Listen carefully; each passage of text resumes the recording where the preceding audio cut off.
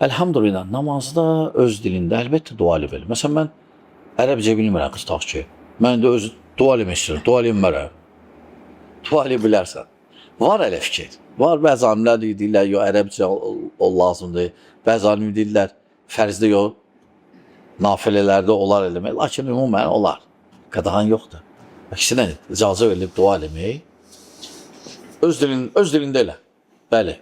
Amma ərəbcə bilirsənsə, ərəbcə elə. Bəli.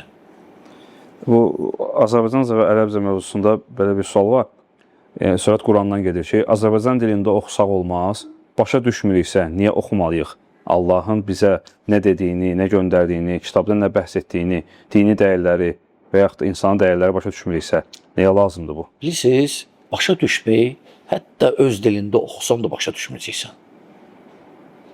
Öz dilində də. Çünki Quran-ı Kərim Allahın kəlamıdır. Quran-ı Kərim elə bir kitab deyil.